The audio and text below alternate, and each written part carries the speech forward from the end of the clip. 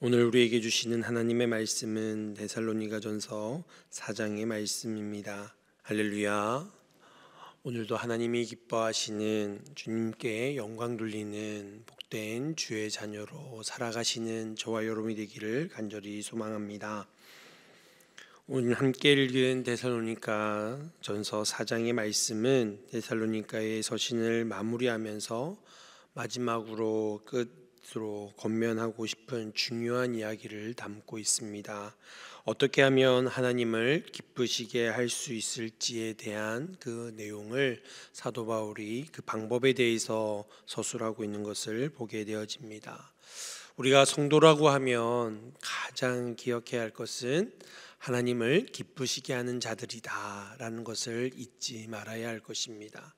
저와 여러분이 신앙인으로 믿음의 사람으로 살아가면서 하나님이 우리에게 베풀어 주시는 은혜가 뭘까, 복이 뭘까, 아무래도 우리는 그렇게 생각을 하게 되겠지요.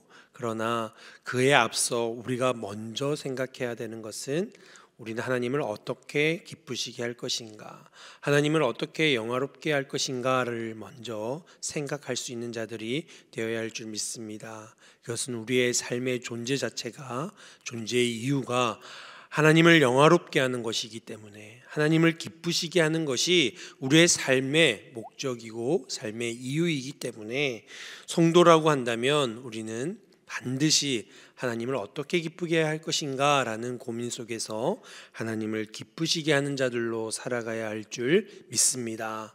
사랑하는 우리 광양제일교회의 모든 성도들은 우리의 삶 속에서 늘 하나님을 기쁘시게 하는 자로, 하나님을 영화롭게 하는 자로, 날마다 하나님을 높이며 찬양하는 자로, 우리 하나님의 마음을 흐뭇게 하는 자로 살아가실 수 있기를 간절히 소망합니다. 첫 번째로는 하나님을 기쁘시게 하기 위해서는 거룩한 삶을 살아야 한다라고 사도 바울은 권면하고 있습니다. 하나님께서 우리에게 가장 바라고 원하시는 것이 무엇이겠습니까? 바로 주님 닮은 것입니다. 주님을 닮는다라는 것은 하나님의 그 성품을 온전히 닮아 살아가는 것이지요. 레위기에 있는 말씀과 같이 내가 거룩하니 너희도 거룩하라 라고 하나님께서는 우리에게 말씀해 주셨습니다. 즉 성도, 거룩한 무리들, 우리의 삶은 거룩해야 한다는 것입니다. 주님의 형상을 본받아 지음받은 우리는 하나님의 그 거룩함이 우리의 삶 속에 있어야 한다라는 것입니다. 이 거룩함은 특별히 데살로니가 지역에 있는 교회가 거룩함을 덧입지 못하도록 방해하는 그런 악한 세력들이 있었기에 더욱더 사도 바울은 강조하여 이야기하고 있는 것입니다. 그 거룩함을 살아가지 못하도록 방해하는 그런 중요한 요인 중에 하나가 오늘 본문 말씀에는 음란이다라고 이야기합니다. 성경에서 우리가 하나님의 백성으로 살아가지 못하도록 하는 것은 우상 숭배에 대한 이야기를 떠올리게 됩니다. 구약 성경에는 우상 숭배하는 것이 바로 영적인 간음이다, 음란이다라고 이야기합니다. 뿐만이 아니라 육체의 정욕, 색욕을 쫓는 것 또한 음란이다라고 성경은 우리에게 말씀해 주고 있습니다. 하나님 외에 다른 것을 주인 삼고 하나님 외에 다른 것을 경외하며 경배하는 것이 영적인 간음이요 음란이라는 사실을 우리가 기억해야 할 것입니다. 하나님보다 더 중요하게 여기는 것, 하나님보다 더 사랑하는 것이 있다면 그게 무엇이든 우리는 간음하는 것이요, 우상 숭배하는 것이요, 그것이 음란이다라는 사실을 우리는 기억해야 합니다. 하나님은 이것을 가증히 여기십니다. 또한 뿐만 아니라 우리의 육체의 정욕을 쫓아 색욕을 따르는 것 또한 음란이 되어짐을 우리는 분명하게 기억해야 합니다. 이러한 음란은 우리의 육체와 우리의 가정과 우리의 사회를 파괴하는 중요한 범죄가 되기도 합니다. 하나님께서 성도들의 거룩한 삶을 살아가기 위해서는 이런 음란 안에서 벗어나야 한다라고 말씀하고 계십니다. 이러한 음란은 하나님의 백성을 무너뜨리고 무엇보다도 하나님을 떠나게 되어지는 죄로 우리에게 다가오게 되어지는 것입니다. 이스라엘 백성이 출애굽에서 온갖 어려움을 겪으면서도 하나님의 백성의 정체성을 잊지 않으려고, 잃어버리지 않으려고 참 많은 애를 썼습니다. 근데 큰 사건 하나가 일어납니다. 민수기 25장에 이스라엘이 모압 평지에서 머무는 동안 발람의 꾀에 빠져서 모압의 여인들과 음행을 행하였던, 그래서 우상 숭배까지 이르게 되어지는 죄를 저지르게 됩니다. 출애굽하여 광야를 지나면서 하나님의 인도하심을 받았던 이스라엘 백성이 크게 무너졌던, 영적으로 무너졌던 사건이었습니다. 이때에 그 이스라엘의 민족의 지도자들이, 남성들이 육체의 성적인 타락과 더불어 우상 숭배까지 이르는 큰 죄를 범하게 되어집니다. 그때에 비느하스가 창을 들고 음란을 행하였던 남녀를 창으로 죽임으로 하나님의 진노가 그치게 되어지는 사건이었는데요. 이 세상을 바라보면서 지금의 한국교회와 또한 우리의 영적인 상태를 볼 때에도 이런 영적인 음란뿐만이 아니라 육적인 그 음란이 교회를 파괴하고 무너뜨리고 하나님의 백성이 하나님의 백성답게 살아가지 못하게 하는 아주 중요한 요인이 되어지는 것을 보게 되어집니다. 특별히 앞에 세워지는 자들일수록 성적인 문제와 이 음란의 문제들을 보게 되어집니다. 교회 안에도 그런 부분들이 참으로 많이 일어나게 되어집니다. 끊임없이 영적인 지도자들을 이 음란으로 무너뜨리려고 하는 악한 그런 공격들을 보게 되어집니다. 그럴수록 우리는 더욱더 깨어 있어야 할 줄 믿습니다.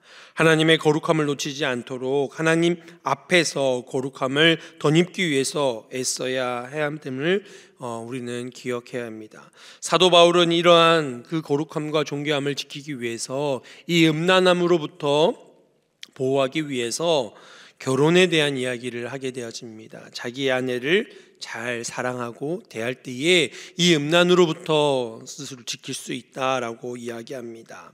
이는 결혼을 통하여서 하나님의 백성답게 거룩하게 살아갈 수 있는 그 길을 우리에게 알려주고 있는 것입니다.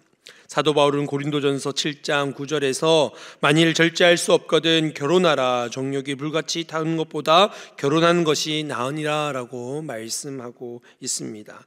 결혼은 음란의 문제를 해결하기 위해서 사도 바울은 적극적으로 권장했고 이러한 음란의 문제들을 해결할 수 있다라고 이야기하고 있습니다. 세상이 갈수록 마지막 때를 향하여 달려간다, 끝을 향해 달려간다, 이런 이야기들을 종종 하게 되어지는데요, 그 중에 그 현상 중에 하나가 바로 결혼하지 않으려고 하는 이 세대를 꼽을 수 있습니다. 영적으로 그러하다라는 것입니다. 왜 그들이 결혼하지 않을까요? 여러 사회적인 문제들이 있습니다. 결혼하면 여러 가지 금전적인 것들, 여러 가지 살아가는 삶의 어려움들, 지침들 많습니다. 육아뿐만이 아니라 여러 가지들이 힘들 것 같으니 안 한다라는 것도 있지만, 젊은 세대들 중에는 결혼하지 않고 스스로 쾌락을 즐기면서 살아가고자 하는 욕구가 또한 그 안에 깔려져 있음 또한 있다라는 것입니다. 아직까지 우리나라의 설문의 통계는 그렇게 나와 있지는 않지만 이미 오래전에 영미권이나 유럽에는 그러한 설문들이 이미 있었다라는 것을 보게 될 때에 이 시대가 결혼하지 않으려고 하는 이 세태가 결국에는 영적인 음란함과도 연결되어져 있음을 보게 되어집니다. 결혼은 하나님께서 맺어주신 이 땅 가운데의 가장 작은 공동체입니다. 하나님이 이루시는 공동체라는 것입니다. 창세기에 나와 있는 하나님께서 남녀를 하나로 묶어주시고 한 몸이 되어 살아가게 하시는 것, 그것은 하나님의 뜻이요, 하나님이 보실 때에 홀로 있는 것이 좋지 않음을 해결하는 가장 중요한 하나님의 방법이었음을 우리는 말씀을 통해서 깨닫게 되어집니다. 우리가 그렇게 결혼함으로, 아내로 또한 남편으로 우리가 하나 되어져 살아갈 때에 이러한 음란에서 벗어날 수 있다, 하나님의 보호하심 가운데에 있을 수 있다라는 사실을 우리는 기억해야 합니다. 또한 이런 음란이 우리에게 있어서 가장 악하게 되어지는 것은 바로 영적인 타락으로 이어질 수 있기 때문입니다. 로마서 8장 5절에서 8절의 말씀에 보면 육신을 따르는 자는 육신의 일을, 영을 따르는 자는 영의 일을 생각한다라고 말씀하고 있습니다. 또한 이어서 육신의 생각은 사망이요 영의 생각은 생명과 평안이라 말씀합니다. 육신의 생각은 하나님과 원수가 된다 말씀하고 있고, 하나님의 법에 굴복하지 아니할 뿐만 아니라 할 수도 없습니다. 육신에 있는 자들은 하나님을 기쁘시게 할 수 없느니라 라고 사도 바울은 말씀하고 있습니다. 육신을 따르는 일이 무엇이겠습니까? 바로 자신의 정욕을 따라 음란하게 살아가는 것입니다. 그렇게 해서는 하나님을 기쁘시게 할 수 없다라고 분명하게 이야기하고 있는 것입니다. 하나님을 기쁘시게 하기 위해서는 우리의 영적인 음란함에서 벗어날 수 있기를 소망합니다. 뿐만 아니라 우리의 육신 또한 우리의 세상의 정욕과 생욕을 따르지 아니하고 오직 영을 따라 하나님이 거룩하라 라고 말씀하신 그 거룩함으로 하나님을 기쁘시게 하는 저와 여러분이 되기를 간절히 소망합니다. 두 번째로 하나님을 기쁘시게 하기 위해서는 서로 사랑하라 라고 말씀하고 있습니다. 9절에서 형제의 사랑에 관하여는 너희에게 쓸 것이 없음은 너희들 자신이 하나님의 가르치심을 받아 서로 사랑하기 때문이라 라고 말씀하고 있습니다.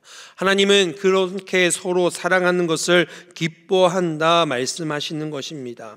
여러분, 사랑하는 것은 많이 할수록 좋다라고 이야기하는 것입니다. 사랑은 그저 마음 깊은 것까지만 가득 닦고 있는 것이 아니라 사랑을 표현해야 한다. 마음속으로만 사랑하는 것이 아니라 말과 행함으로 표현해야 할 때 구체적인 사랑의 그 표현들이 서로 나타나고 서로가 그 사랑을 느낄 수 있게 되어지는 것입니다. 구체적으로 형제가 어렵고 힘들 때 그들을 돕는 일이 사랑으로 표현되어지는 것이 중요하다라는 것입니다. 무엇보다도 영적인 사랑의 표현 중에 하나가 서로를 위하여 기도해 주는 것이 아닌가 생각되어집니다. 여러분이 서로 사랑할 때에 그래 사랑하는 마음 품어야지 이걸로 끝나는 것이 아니라 끊임없는 말과 표현과 섬김을 통하여 사랑을 드러내고 무엇보다도 영적으로 서로를 위해 기도함으로 사랑을 나타내라라는 것입니다. 그러할 때에 하나님께서는 기뻐하신다라는 것입니다. 너희가 두세 사람이 모여 주의 이름으로 구할 때에 하나님이 그곳 가운데에 계신다 말씀하시는 것은 그 기도가 서로를 위하여, 공동체를 위하여, 주의 몸된 교회를 위하여, 나라와 민족을 위하여 기도할 때에 그것이 곧 사랑이요, 그 사랑 가운데에 하나님이 함께 하신다라고 말씀하시는 것입니다. 저와 여러분이 늘 자신만을 위해서, 우리 가족만을 위해서, 내 자녀만을 위해서 기도하는 자들이 아니라 여러분이 서로를 위하여 기도함으로 사랑을 실천할 수 있는 자들이 되기를 간절히 소망합니다. 그때 하나님께서 기뻐하시는 거예요. 여러분이 나라와 민족을 위해 기도할 때에 하나님 기뻐하십니다. 주의 몸된 교회를 위하여 기도할 때에 하나님 기뻐하십니다. 여러분 옆에 있는 지체를 위해서 여러분 기도할 때에 하나님이 서로 사랑하기에 기뻐하시는 줄 믿습니다. 또한 기도하는 마음이 있을 때에 우리는 실천하게 되는 것입니다. 우리가 서로를 위해서 기도해 줄 때에 기도로 끝나는 것이 아니라 그 기도의 응답이 바로 자신으로 말미암아 나타나게 되어지는 그 역사를 여러분이 경험하는 줄 믿습니다. 그러니 서로 사랑하는 것이 하나님의 기쁨이 아니지 않을 수 없는 거예요. 하나님이 기뻐할 수밖에 없다는 것입니다. 마지막으로 하나님이 기뻐하시는 일에는 자기의 일을 하고 자기의 손으로 일하기를 힘쓰라고 말씀하고 있는 것입니다. 11절 말씀에 또 너희에게 명한 것 같이 조용히 자기 일을 하고 너희 손으로 일하기를 힘쓰라 라고 말씀하고 있습니다. 우리의 손에 맡겨지고 우리의 손으로 힘쓰는 것은 즉 주님 주신 사명을 감당하는 것을 뜻합니다. 하나님이 주신 사명을 감당할 때에 하나님께서 기뻐하신다는 것입니다. 근데 이것을 감당할 때 요란하게 시끄럽게 하는 것이 아니라 조용히 자기 일을 묵묵히 행하는 그러한 사명을 감당하는 자로 하나님이 기뻐하신다는 것입니다. 그것을 드러낸다는 것은 무엇입니까? 자기의 영광을 취하는 것이. 이미 저들의 상을 이미 받았느니라. 그렇게 할 때에 하나님 기뻐하시는 것이 아니에요. 하나님께서 주신 사명을 감당할 때에 자기 손에 맡겨진 것을 묵묵히 행하여 나아갈 때에 하나님은 그것을 통하여 하나님이 영광 받으시는 것이고, 하나님 영광 받으실 때에 하나님이 기뻐하신다 말씀하고 있는 것입니다. 우리가 이렇게 거룩하고 서로 사랑하고 우리에게 맡겨주신 사명을 감당할 때에 하나님이 기뻐하신다. 우리가 왜 이렇게 하나님을 기쁘시게 하며 살아야 할까요? 바로 곧 주님이 오시기 때문에 우리는 그러한 삶을 살아내야 된다라고 사도 바울은 강조하여 설명하고 있는 것입니다. 우리가 하나님을 기쁘시게 하는 것은 주님이 곧 오시기에 그분을 기쁘시게 하기 위해 우리가 거룩하고 서로 사랑하고 사명을 감당하며 살아가야 한다라고 말씀하고 있는 것입니다. 부활하시는 주님이 오시는 것에 대해서 사도 바울은 13절부터 설명하고 있는 것입니다.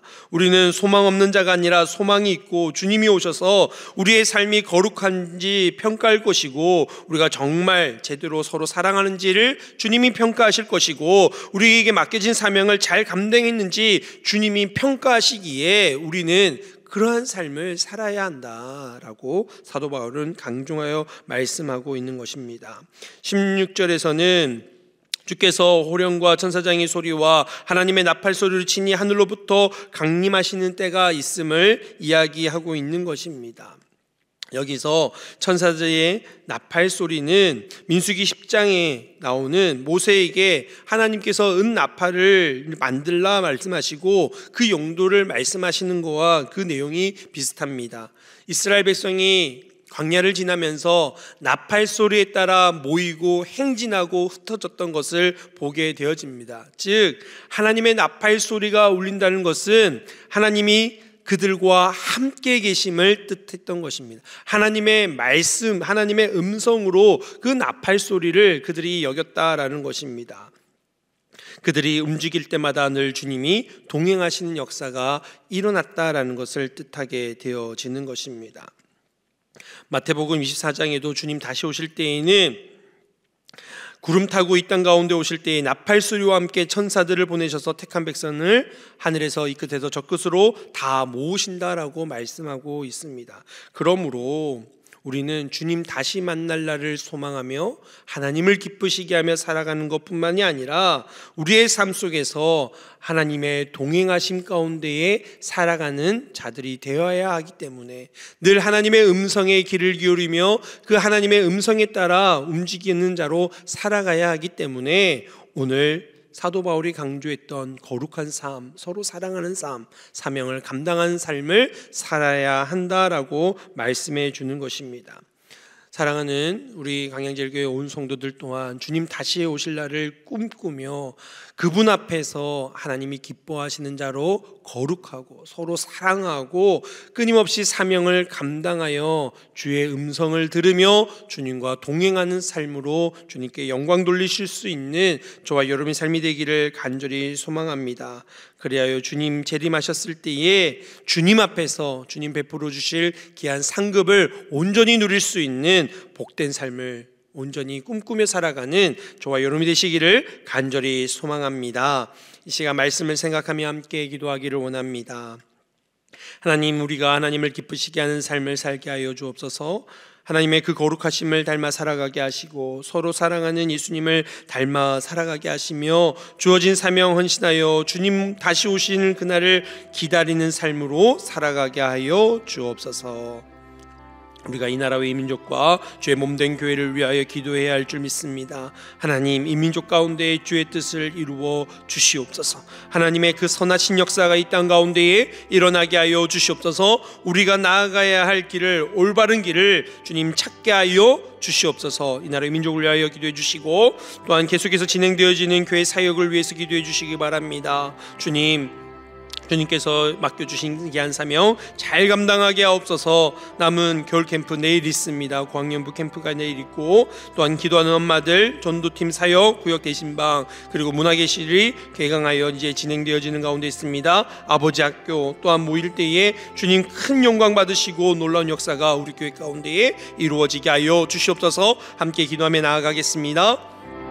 하나님 아버지 감사합니다. 우리가 하나님을 기쁘시게 하는 삶을 살아가게 하여 주옵소서. 하나님의 그 거룩하심을 닮아 살아가게 하여 주시옵소서. 서로 사랑하는 나로 살아가게 하여 주시고 예수 그리스도를 닮아가는 저희들에게 하여 주시옵소서. 우리에게 맡겨진 사명 아버지 하나님 헌신하여 감당하게 하여 주시고 주님 다시 오심을 기다리며 꿈꾸며 살아갈 수 있는 저희들 되게 하여 주시옵소서. 아버지 하나님 우리에게 베풀어 주신 귀한 사명들을 감당할 때에 아버지 하나님 정말 우리가 이 땅 가운데서 아버지 하나님 세상에 아버지 소망을 두고 살아가는 자들이 아니라 하늘의 소망을 두며 살아가는 자들 되게 하여 주시고 주님 아버지 말씀하시는 아버지 하나님 그 뜻을 온전히 이루어 아버지 주님의 아버지 크신 애들을 온전히 누리며 살아갈 수 있는 주님과 동행하며 살아갈 수 있는 저희들의 삶이 되게 하여 주시옵소서. 그래야 아버지 하나님을 기쁘시게 하게 하여 주시고 주님께 온전히 영광 돌리며 살아가는 저희들 되게 하여 주시옵소서. 이 나라와 이 민족을 불쌍히 여겨 주시옵소서. 아버지 하나님 이 민족 가운데에 하나님의 뜻이 이루어지게 하여 주시옵소서. 아버지 하나님 혼란스러운 아버지 하나님 이 땅 가운데에 우리가 나아가야 올바른 길을 하나님의 선하신 뜻을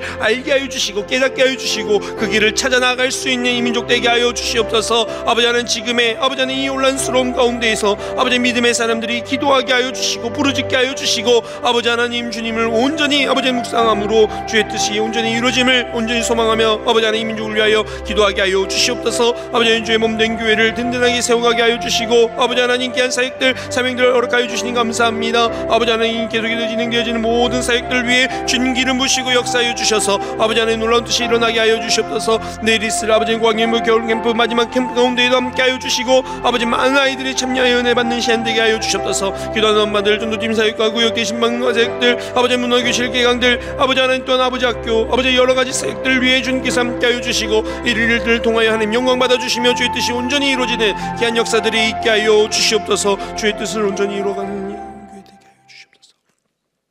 하나님 아버지 감사드립니다. 우리가 하나님을 기쁘시게 하는 삶을 살아가게 하여 주옵소서. 하나님의 그 거룩하심을 닮아 살아가게 하시고 사랑이 넘치시는 예수님을 닮아 살아가게 하여 주시고 우리에게 베풀어 주신 사명을 헌신하며 주님 오심을 기다리며 주님 앞에서 아버지 하나님 헌신된 자로 살아갈 수 있는 저희들 되게 하여 주시옵소서. 그리하여 주님께 영광 돌리게 하여 주시고 주님 오셨을 때에 자리따 칭찬받는 주의 종들 되게 하여 주시옵소서. 주님 사랑의 마음을 품고 이 나라와 이 민족을 위하여 기도합니다. 아버지 하나님 혼란스러운 이때에 아버지 어디로 나아가야 할지를 모르는 이때에 주님 선하신 길을 보여주시고 올바른 길을 찾게 하여 주시옵소서. 아버지 하나님 온 국민이 나눠지는 아버지 하나님 흩어지는 아버지 하나님 이런 상황 가운데에 아버지 하나님 주의 뜻으로 하나 되어지게 하여 주시고 아버지 하나님 온전히 구별된 이 민족 되게 하여 주시고 다시금 주의 손에 붙들려 쓰임받는 이 민족 되게 하여 주시옵소서.